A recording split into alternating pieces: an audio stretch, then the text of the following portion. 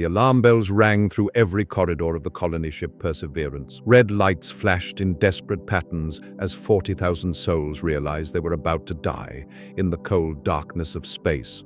Captain Rodriguez stood on the bridge, her hands gripping the command chair so hard her knuckles turned white. The main engine was dead. The backup systems had failed 30 minutes ago. Now the life support was failing too. She could already feel the air getting thinner, colder. In 6 hours, maybe less, everyone on this ship would suffocate. "Send the distress signal again," she ordered, though she knew it was pointless. They were in the outer reaches, a dead zone between the spiral arms of the galaxy. No one came out here. That was why they had chosen this route. It was faster, cutting weeks off their journey to the new colony world. Now that decision was going to kill them all. Her communication officer, a young man named Peters, looked up with tears in his eyes. "Captain, we're too far out. Even if someone hears us, they can't reach us in time." Rodriguez looked at the screen showing the ship's interior. Families huddled together in their quarters. Parents held their children. Some people prayed, others just waited. She had failed them all. The bridge door opened and Ambassador Sarah Chen walked in. She was supposed to be establishing Earth's first major colony, representing humanity to the galaxy. Instead, she was going to die with everyone else. But her face showed no fear. She stood beside the captain and watched the screens in silence. "I'm sorry," Rodriguez whispered. "I thought this route was safe." Chen placed a hand on her shoulder. "You made the best choice with the information you had. No one blames you." Peter suddenly jumped from his chair. "Captain, I'm getting a response to our distress call." Everyone on the bridge turned to stare at him. Rodriguez felt her heart hammer in her chest. From who? How far away? They identified themselves as Kellrath traitors. And Peters checked his instruments again, not believing what he was seeing. "They're only 4 hours away. They heard our first signal and have been burning toward us at maximum speed." 4 hours, Rodriguez breathed. "We have 6 hours of air left. It's going to be close, but they might make it. Tell them we have 40,000 people aboard. Tell them, Captain, they already know." Peters interrupted. "They've scanned our ship and they're saying they can take everyone." Chen stepped forward. "How? 40,000 people need life support, space, resources. How can a traitor ship handle that?" The answer came back quickly. The Kelrath captain, who called himself Techna, explained in broken but understandable English. They would dump their entire cargo hold into space, every piece of merchandise they were carrying, every valuable thing they owned. They would convert the cargo areas into emergency shelters. It would be crowded and uncomfortable, but everyone would survive. "But your cargo," Chen said, "into the communication channel. That must be worth a fortune. Your entire business." There was a pause, then clicking insect-like voice came through the translator. "Life is worth more than profit. We will not let you die when we can prevent it. This is the Kelrath way." Rodriguez watched through the view screen as the Kelrath merchant fleet approached. There were 5 ships, their hulls painted in bright colors with swirling patterns. They looked nothing like the sleek human vessels. These were working ships, worn and practical, and they were dumping everything they owned into the void of space. Crates tumbled into the darkness, containers of rare minerals, technological components, exotic foods, artwork, millions of credits worth of goods just thrown away. The Kelrath crews worked frantically, clearing every available space to make room for the humans they had never met. The rescue took 3 hours. The Kelrath docked their ships to the Perseverance and opened their airlocks. Human families streamed through, carrying what few possessions they could grab.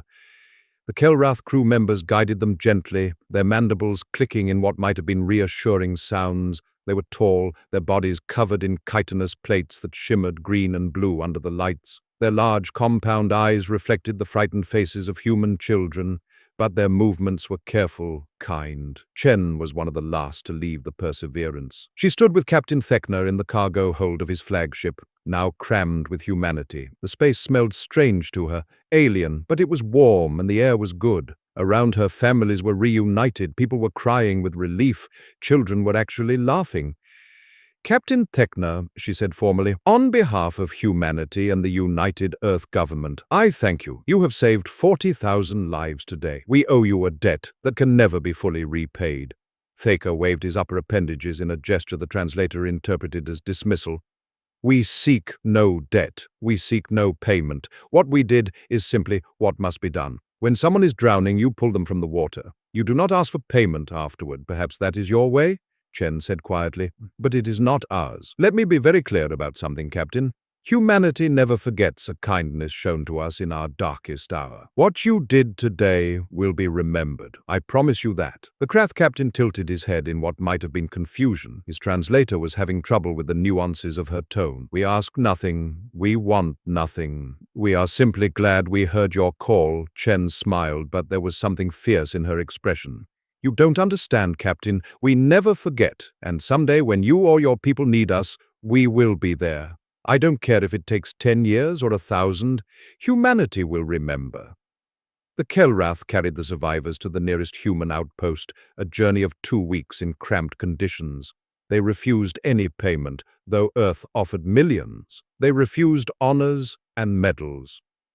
Captain Techner simply said that seeing the humans safe was reward enough. Then the merchant fleet turned around and headed back into space to rebuild their business from nothing. On Earth, the story of the Perseverance spread quickly. The 40,000 survivors told everyone about the Kelrath who had sacrificed everything to save them. Ambassador Chen went before the Earth Assembly and had them pass a formal resolution. It was called Protocol Perseverance. And it was simple. If the Kelrath ever called for help, Earth would answer. No debate, no discussion, no hesitation. Years passed. The survivors of the Perseverance lived their lives. They had children and grandchildren. They built the colony they had dreamed of, naming it New Hope. They never forgot the Kelrath, though they never saw them again. Humanity grew and spread across the stars. They became traders, explorers, warriors, diplomats. Earth colonies numbered in the hundreds. The human fleet became one of the strongest in the galaxy. They made friends and enemies, joined the Galactic Council, and carved out their place among the stars. And always in every human school, children learned about the Perseverance. They learned about the Kelrath, who asked for nothing and gave everything. They learned that humanity pays its debts. 150 years later, in a small museum on Earth, there was a memorial. It showed a Kelrath ship alongside the Perseverance. Below it, written in 30 languages, were the words Sarah Chen had spoken that day. Humanity never forgets. Most people walked past it without stopping. It was ancient history now. The Kelrath had faded from the news, from politics, from relevance. The galaxy had moved on, but the memorial remained, and the promise remained, waiting for the day it would be needed. High Chancellor Techner sat in his chamber on Kellrath Prime, staring at the holographic display floating before him. He was old now, his khitan dull and cracked with age. He had lived for nearly 2 centuries, which was ancient even for his kind. He remembered things most Kelrath had forgotten. He remembered when their people had been prosperous. He remembered the days when Kelrath merchant fleets filled the trade routes. Most importantly, he remembered the humans. The display showed the current state of the Kelrath sovereignty. 3 star systems, 8 inhabited worlds, 200 million souls down from billions in his youth. Their military consisted of 40 outdated ships that could barely maintain orbit, let alone fight. Their economy was failing. Their young ones were immigrating to other species' worlds, seeking better lives, and now the Vin were coming. His aide, a young female named Shatter, entered the chamber. She moved with the quick nervousness of someone bearing bad news. "High Chancellor, the Vin ambassador has sent their final message." "Play it," Techner said quietly. The display shifted to show a Vin commander. The Vin were reptilian, covered in scales that gleamed like metal. Their eyes were cold, calculating. The commander spoke with the bored tone of someone stating an obvious fact. "The Vin hegemony hereby claims all Kelrath systems as sovereign territory. You have 72 hours to evacuate your military vessels from Kelrath Prime's orbital space. Resistance will be met with appropriate force. This is not a negotiation." The message ended. Shettra's antenna drooped with despair. "What do we do, High Chancellor? Our ships cannot fight theirs. The Galactic Council says they will issue a formal protest, but nothing more. No one will help us." Thena was quiet for a long time. He thought about his people, about the children playing in the gardens below his tower, about the families who had lived on these worlds for thousands of years. Then he thought about a cold day in space 150 years ago when he had dumped his cargo hold to save strangers. "Send a message," he said finally. "Send it to all the worlds where we once traded. Send it to the species who remember us. Tell them goodbye. Tell them the Kelrath thanked them for the years of peace and trade. Tell them our story ends, but we end it with dignity. Hi, Chancellor, Thra was confused. A goodbye message? Yes, Thea said. We cannot fight, we cannot flee, we cannot hide. But we can choose how we are remembered. Send the message everywhere, make sure it reaches Earth, especially Earth. Cetra had heard of them, of course, the humans, but they were far away, powerful, busy with their own affairs. Why Earth particularly? Vecna's mandibles clicked in what might have been a sad smile, because I once met a human who made me a promise. I told her we wanted nothing, expected nothing. But she said humans never forget. I did not believe her then. Perhaps I was right not to, but send the message anyway. The message went out across the galaxy. It was simple and dignified. The Kelrath did not beg. They did not demand help. They simply stated facts. The Vin were coming. The Kelrath could not stop them. This was the end of their sovereignty, possibly their species. They thanked those who had been their friends.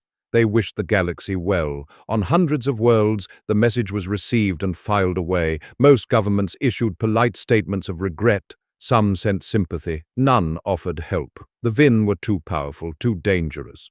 No one wanted to risk war over 3 insignificant star systems. But on Earth, something different happened. Ambassador James Chen was in the middle of a routine assembly session when the message came through. He was the great-grandson of Sarah Chen, and he wore her old diplomatic pin on his jacket. It was a family tradition. He barely paid attention as the communication officer announced an incoming message from the Kellrath sovereignty. Then the message played, and the entire assembly hall went silent. James Chen watched the old Kellrath Chancellor speak. He saw the dignity in that alien face, the acceptance of death, and then he heard the words that changed everything. We especially thank the humans who we once aided. We hope they have lived good lives. We hope the children of the Perseverance knew happiness.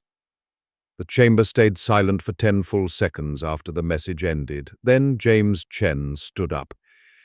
His hands were shaking, but his voice was steady and loud. Motion to invoke protocol Perseverance. Every human in the assembly knew what that meant. It was the emergency protocol established 150 years ago. It had never been used. Some had argued it should be removed from the books as outdated, but it remained waiting. The vote was called immediately. There was no debate. There was no discussion. Every single representative voted yes. The motion passed unanimously in less than 2 minutes. The Speaker of the Assembly struck the ceremonial bell 3 times. Its deep sound echoed through the hall. Then she spoke the formal words that activated the protocol. Let it be known that humanity has voted to honor its debt. The full resources of Earth and all her colonies are hereby committed to the defense of the Kellrath sovereignty. This is not negotiable, this is not reversible, this is our word, and our word is our bond. James Chen immediately opened a channel to Fleet Command. This is Ambassador Chen. Protocol Perseverance is active. I need the 3rd and 7th Fleets mobilized within 48 hours. The Admiral on the other end was silent for a moment. Ambassador, that's 400 warships. That's nearly half our active fleet. Do you understand what you're asking? I understand perfectly. James said the Kelrath saved 40,000 human lives when they had no reason to do so. They gave up everything they owned. We made a promise that day, Admiral. Now we keep it. The Vin will not back down from this, the Admiral warned. We could be starting a war. Then we start a war, James replied calmly. Send the ships. Within hours, the news spread across human space. At first, many people did not understand. Why was Earth risking war for an alien species most had never heard of? The Kelrath were insignificant. This made no strategic sense. Then, the story came out. Historians pulled the old records from the Perseverance incident. They interviewed the descendants of the survivors. They showed footage of the Kelrath dumping their cargo, sacrificing their livelihoods to save strangers. A woman named Maria Rodriguez spoke on the Planetary News Network. She was 90 years old, her face lined with age. My grandmother was Captain Rodriguez of the Perseverance, she said, tears streaming down her face. She told me the story every year on the anniversary. She told me how the Kelrath came when no one else would, how they asked for nothing, how they saved my family. She looked directly into the camera. We owe them everything, everything, and now we pay that debt. The mood on Earth shifted. This was not about strategy or politics. This was about something deeper. This was about the kind of species humanity wanted to be. Did they keep their promises? Did they remember kindness? Did they stand by those who had stood by them? In shipyards across human space, workers volunteered for extra shifts. Ships that were scheduled for maintenance were pushed back into service. Pilots who had retired came back to duty. The message was clear. Humanity was going to war, and they were going all in. The VIN received Earth's official message 72 hours after the protocol was invoked. It was delivered by Ambassador Chen himself, broadcast on all frequencies so everyone in the galaxy could hear. This is Ambassador James Chen of the United Earth Government. The VIN Hegemony is hereby ordered to withdraw all military forces from Kellrath base immediately. Any hostile action against the Kelrath will be considered an act of war against humanity. You have 48 hours to comply. This is not a negotiation. The VIN commander who received the message actually laughed. He sent back a reply dripping with contempt. Humanity threatens war over 3 worthless systems. You overextend yourself for sentiment. We do not fear your emotional theatrics. The Kelrath are ours. Stay out of this. Admiral Okafor read the VIN response on the bridge of his flagship, the dreadnought Indomitable. He was a tall man with white hair and scars from a dozen battles. He had fought pirates, rebels, and hostile aliens. He had never lost an engagement. He composed a single-line response and sent it back to the VIN commander. You should. Then he gave the order, and 400 human warships jumped to faster than light speed, heading for Kelrath. Behind them, 1,000 more ships began preparations to follow if needed. On Kellrath Prime, High Chancellor Thekna received word of what was happening. At first he did not believe it. Then the reports kept coming. Human fleets were mobilizing. Earth had declared the Kelrath under their protection. They were coming. The old Chancellor sat down heavily, his legs suddenly weak. Shedra stood beside him, reading the reports with disbelief. They remembered, whispered. After 150 years across half the galaxy, through all the changes in time, they remembered. What do we do now? Cetra asked. Dekna looked up at her, and for the first time in months there was hope in his ancient eyes. Now we survive because the humans are coming, and when humans make a promise, they keep it. The war room on Earth was packed with military commanders, diplomats, and corporate executives. It had been 36 hours since Protocol Perseverance was invoked, and the mobilization was moving faster than anyone thought possible. Admiral Okafor stood at the center of the room, holographic displays floating around him showing ship positions, supply lines, and tactical data. Status report, he ordered. Commander Lisa Park stepped forward. Third Fleet is already in position at the staging area. 212 ships fully armed and supplied. 7th Fleet will join them in 6 hours. That gives us 417 warships total. We also have offers of support from independent captains and colony defense forces. Another 100 ships if we want them. We want them, Okafor said immediately. Every ship counts. What about supplies? That is where things get interesting, sir, Park said. She pulled up a new display. Normally, moving this many ships this fast would strain our logistics network to the breaking point. But we are getting help from unexpected sources. The display showed data streaming in from across human space. Okafor read it with growing amazement. These numbers cannot be right. They are, sir, Park confirmed. Every major human corporation has suspended normal operations to support the deployment. Chenoro Industries has diverted its entire shipping fleet to move military supplies. Stellar Dynamics is manufacturing ammunition around the clock and delivering it at cost. Morrison Foods is providing rations for free. And those are just the big ones. Small businesses are contributing too. A restaurant chain on Mars is sending care packages to every ship. A toy company on Europa is sending stress relief items for the crew. Ambassador Chen entered the room and several people stood in respect. He waved them back to their seats. I have just come from addressing the Galactic Council. He said they are not happy with us. 16 different species have filed formal protests. They say we are being reckless, that we are going to start an unnecessary war, that the Kelrath are not worth this level of commitment. And what did you tell them? Okafor asked. Chen smiled grimly. I told them that humanity remembers its friends. I told them that any species which does not understand that concept is not one we wish to associate with, and I told them that if they stand in our way, they will regret it. One of the diplomats, a nervous man named Harrison, spoke up. Ambassador, some of the council members are suggesting that we are only doing this to expand human influence. They say we are using the Kelrath as an excuse for territorial acquisition. Let them say what they want, Jen replied. We know the truth. Every human knows the truth. The Perseverance incident is taught in every school. This is not about politics or territory. This is about honor.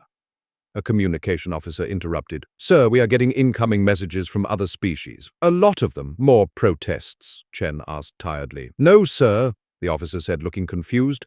"These are offers of support." The room went quiet. Okafor walked over to the communication station. "Show me." The screen filled with messages. The first was from the Turian clans, a warrior species known for their fierce independence.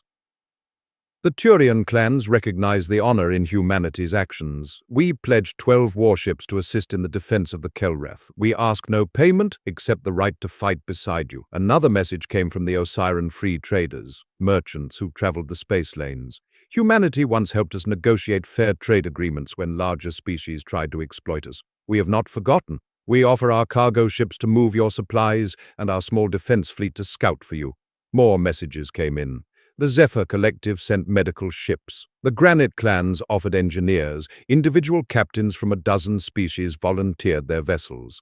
It was not an invasion force, but it was significant. More importantly, it showed that humanity was not alone in believing that some debts were sacred. "How many total?" Okafor asked.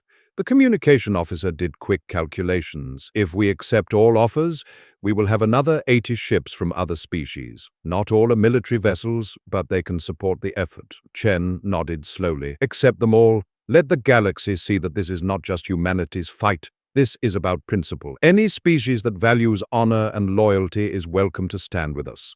2 days later, the combined fleet gathered at the edge of Kellrath space. It was the largest military force assembled in decades. 400 human warships formed the core, their hulls painted in the blue and white of the Earth Defense Force. Around them floated vessels of a dozen different designs, representing species who had answered the call. On the bridge of the Indomitable, Admiral Okafor looked at the tactical display. The Vin fleet was already in position around Kellrath Prime, 300 ships well-armed and confident. They had not moved despite the ultimatum. They were calling humanity's bluff. "Open a channel to all ships." Okafor ordered all frequencies, including civilian. "I want everyone to hear this." The communication officer nodded. "Channel open, sir." Okafor took a breath, then spoke. "This is Admiral Kwame Okafor of the Earth Defense Force. 150 years ago, a human colony ship was dying in the darkness. No one was supposed to be nearby, no one was supposed to hear their distress call, but someone did. The Kelrath heard and they came. They gave up everything they owned to save people they had never met. They asked for nothing in return." He paused, letting his words sink in. "Today, the Kelrath are the ones in danger. Today, they are the ones facing darkness, and today we answer their call just as they answered ours. Let it be known across all the stars that humanity pays its debts. Let it be known that we will move entire fleets, commit our resources, and yes, fight a war if necessary to protect those who showed us mercy in our darkest hour." He looked at the tactical display showing the Vin fleet. "The Vin Hegemony has 48 hours to withdraw from Kellrath space. If they do not, we will remove them by force. This is not a threat. This is a promise, and humanity always keeps its promises." The message ended. For a moment there was silence across the fleet. Then, from one of the Turan ships, a war horn sounded. It was a deep, resonating blast that spoke of ancient battles and warrior honor. The other Turan ships joined in, creating a symphony of challenge. The Oerian ships flashed their running lights in patterns that meant determination in their culture. The Zephyr medical vessels broadcast a harmonic tone that represented hope and healing. Every alien ship added their own gesture of solidarity. And the human ships, they simply waited. Their weapons powered up, their crews ready. They did not need grand gestures. They had made their statement. On Kellrath Prime, the message was broadcast on every screen, every speaker, every communication device. Kellrath citizens stopped what they were doing and listened. In homes and offices, in streets and parks, they heard the human admiral's words. High Chancellor Thekna listened from his chamber, Chetra standing beside him. When the message ended, he found he could not speak. His mandibles trembled, and his eyes, those ancient compound eyes that had seen so much, reflected the light like jewels. "They came," he finally managed to say. "I hoped, but I did not truly believe. And they came." Chatra was crying. fluid leaking from her eyes in the Kellrath way of showing overwhelming emotion. What did we do to deserve this? We only did what was right. We did not ask for repayment. That is exactly why they came, Theo said quietly. Because we asked for nothing. Because we gave everything when it mattered. They understand something that the rest of the galaxy seems to have forgotten. True kindness given freely in dark times creates bonds that cannot be broken. The Vin response came 6 hours later. Their commander appeared on all channels, his scaled face showing contempt. Humanity overestimates its power. You have 400 ships. We have 300 here, and thousands more throughout our empire. You cannot win this fight. We will not withdraw. If you attack, you will start a war that will cost millions of lives. All of this for 3 insignificant worlds and a dying species. Your sentiment makes you weak. The message played across the fleet. Some commanders looked worried. The Vin were right about the numbers. If this escalated to full war, the casualties would be enormous. Perhaps they had overcommitted. Perhaps this was a mistake. But Admiral Okafor just smiled. He composed a simple reply, just 3 words, and sent it directly to the Vin commander. Test us then. On Earth, the public reaction to the Vin response was not fear. It was anger. Protests erupted, but not against the military action. People were protesting that the government was not doing enough. Recruitment centers were flooded with volunteers. The mood was clear. Humanity was ready to fight. A video went viral across human space. It showed Maria Rodriguez, the elderly woman who was descended from the Perseverance's captain. She stood in front of the memorial that honored the Kelrath rescue. She spoke directly to the camera, her voice shaking but firm. My grandmother spent the rest of her life telling people about the Kelrath. She told everyone who would listen that they were the finest beings she ever met. Not because they were powerful, not because they were rich, but because when faced with a choice between profit and life, they chose life without hesitation. She made me promise to remember, and I have. We all have. The human fleet dropped out of faster-than-light travel. At the edge of the Kelrath Prime system, 400 human warships appeared in perfect formation, their weapon systems already hot, their shields at full power around them. The ships of their allies took up supporting positions. The Tyrian warships moved to the flanks, ready to harry and strike. The Osiran scouts spread out, their sensors probing for weaknesses in the Vin formation. Admiral Okafor stood on the bridge of the Indomitable, watching the tactical display. The Vin fleet was exactly where intelligence said it would be, in orbit around Kellrath Prime. 300 warships arranged in a standard defensive formation. They had not moved, they had not retreated, they were waiting. They are confident, Commander Park observed from her station. They think we will back down. Then they do not know humans very well, Okafor replied. He opened a channel to the Vin flagship. This is Admiral Okafor. You were given 48 hours to withdraw. That time has expired. Leave now or we will make you leave. The Vin commander appeared on screen. His name was Cassix, and he had conquered 12 star systems for the hegemony. His scales were dark red, almost black, and his eyes showed no emotion. Admiral, this is foolish. You are outnumbered when you consider our reinforcements. You are far from home. Your supply lines are vulnerable. Retreat now, and we will overlook this insult. Stay, and many will die for nothing. The Kelrath are not nothing, Okafor said coldly. Final warning, Commander Cassix. Withdraw your forces. Cassix's tongue flicked out in what might have been a laugh. No. This system belongs to the Vin now. If you wanted, come and take it. The channel closed. Okafor took a deep breath and looked around his bridge. Every officer was at their station, ready. They knew what was about to happen. Some of them might die in the next few hours, but none of them looked afraid. They looked determined. All ships, Okafor said into the fleet-wide channel. We did not come here to threaten. We did not come here to posture. We came here to fulfill a promise made 150 years ago. Today we show the galaxy what human honor looks like. Attack pattern Delta 7. Engage at will. The human fleet surged forward. The Vin were expecting a traditional battle, ship-to-ship combat, formation against formation, a test of firepower and shields. That was how every species fought. That was how wars were won and lost in the galaxy. But humans had learned warfare in a different school. They had spent thousands of years fighting each other on Earth, developing tactics and strategies that other species had never imagined. They had refined these methods in the colonies against pirates and rebels and hostile environments.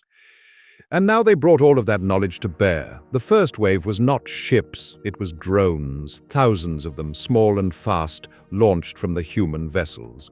They swarmed toward the Vin fleet like angry insects, too many to track, too small to waste heavy weapons on. The Vin point defense systems opened fire, destroying hundreds of drones. But there were thousands more, and they kept coming. Some drones were bombs crashing into Vin shields and detonating. The explosions did little damage individually, but they came in waves, never stopping, draining the shields bit by bit. Other drones were jammers, broadcasting noise across every frequency, disrupting Vin communications and targeting systems. Still others were just recorders, cameras, and sensors that mapped every detail of the Vin fleet, finding weaknesses, identifying command ships.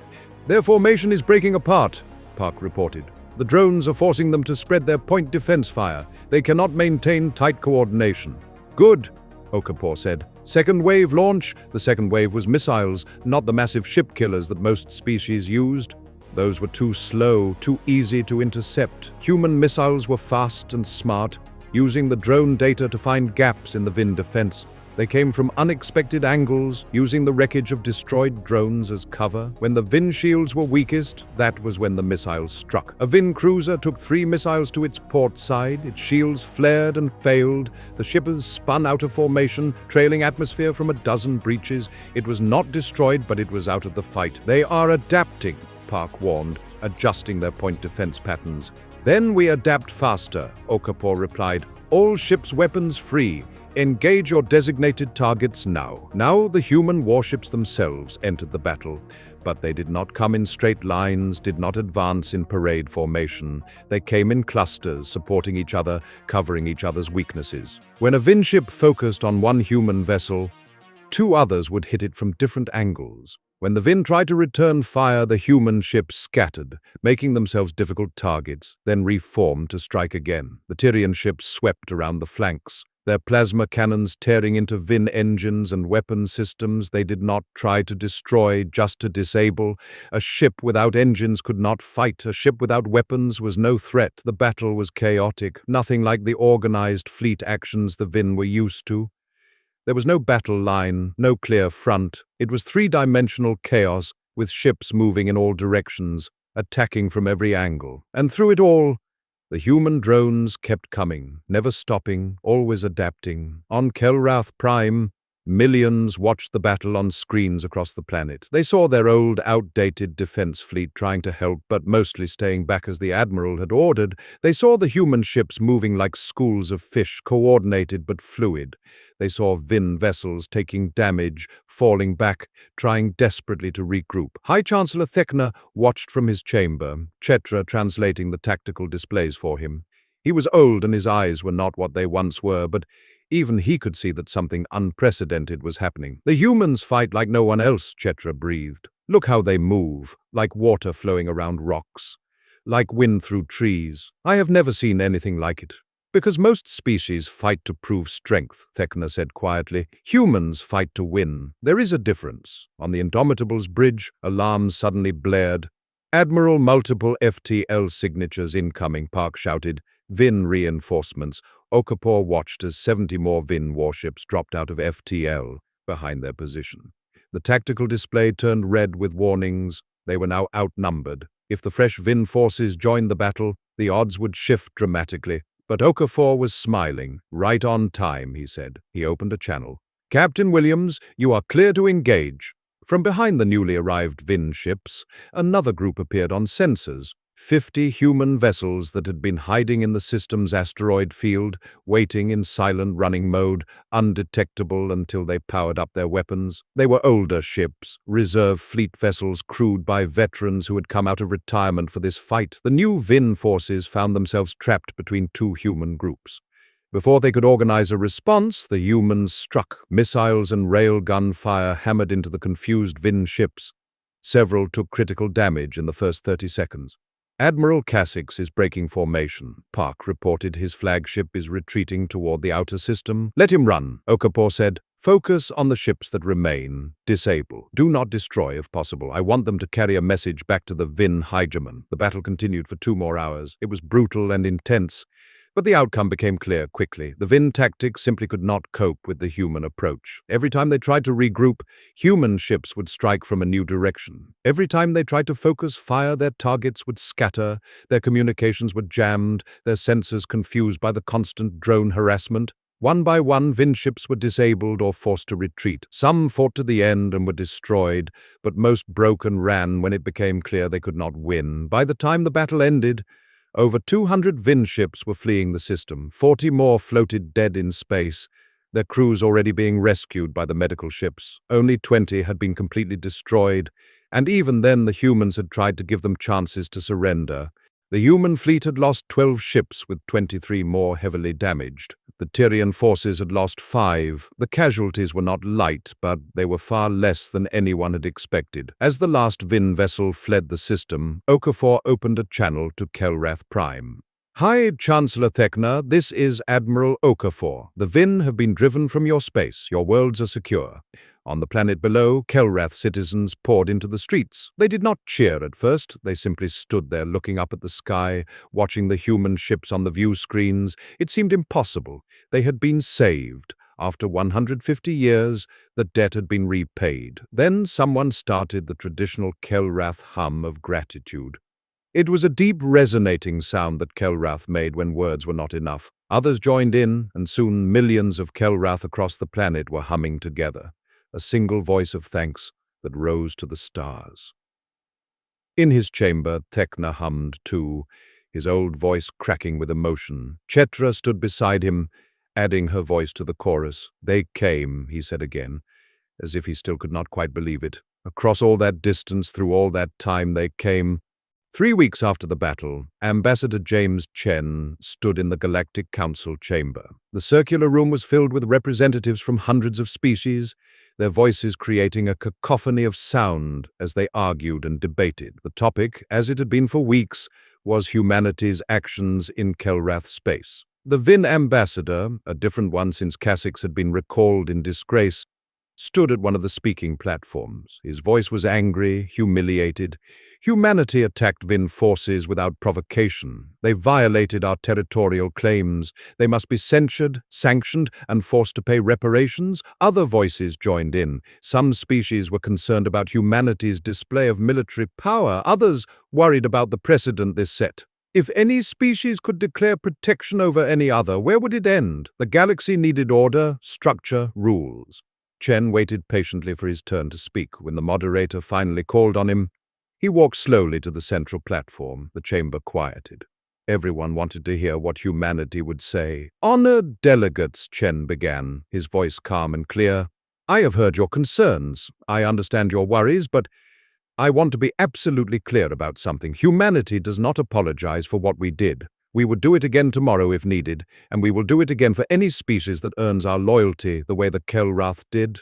The chamber erupted in shouting. Chen waited for it to die down, then continued.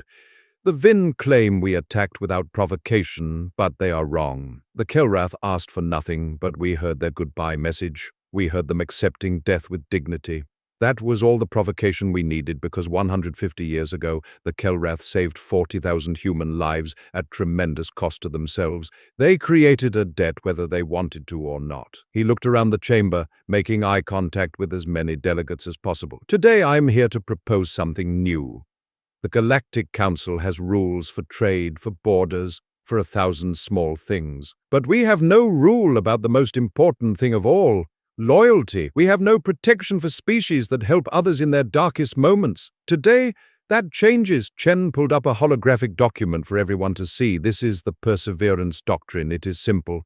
Any species that provides life-saving aid to another species in a time of existential crisis, asking nothing in return, is granted protected status. Any attack on such a species is considered an attack on the species they once saved. This creates a web of mutual protection based on actual demonstrated kindness, not just political alliances." The Vin ambassador hissed in anger. "This is absurd. You cannot legislate morality. You cannot force the galaxy to care about ancient debts." "You are right," Jen replied. "We cannot force anyone to care. But we can make it very clear what happens when you attack someone who has demonstrated true compassion."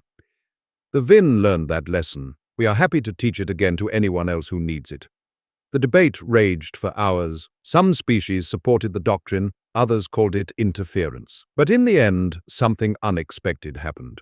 The smaller species, the ones who often felt vulnerable in galactic politics, voted overwhelmingly in favor. They saw the Perseverance Doctrine as protection. If they helped others, they would be helped in return. The doctrine passed with a slim majority. It was not perfect, and it would take years to fully implement, but it was a start. The galaxy now had a formal recognition that some debts were sacred. While the politicians debated, the real work was happening in Kellrath space. Human engineers arrived by the thousands. They came with plans and equipment, with knowledge and resources, but more importantly, they came with respect. Commander Lisa Park had taken a leave from the military to oversee the reconstruction effort. She stood on Kellrath Prime, watching as human and Kellrath workers collaborated on rebuilding the planet's defense grid. The old Kellrath systems were being replaced with modern Earth technology. But the Kelrath were not just receiving charity, they were learning. Every human engineer was paired with Kellrath students, teaching them how the systems worked, how to maintain them, how to improve them. "The goal is not to make you dependent on us," Park explained to a group of young Kellrath engineers.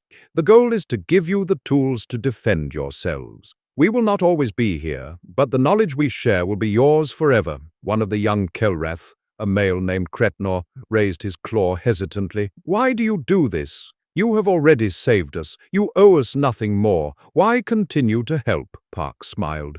"Because that is what the Kelrath taught us 150 years ago. You did not just save those people on the Perseverance. You did not just give them air and food. You showed them that in the darkness of space, kindness still exists. You showed them that some beings will sacrifice everything for strangers. That lesson changed humanity. It made us better. Now we pass that lesson forward." The cultural exchange went both ways. Human children learned Kellrath history in schools. Kellrath art became popular on Earth. Mixed crews began serving on ships together. It was not always smooth.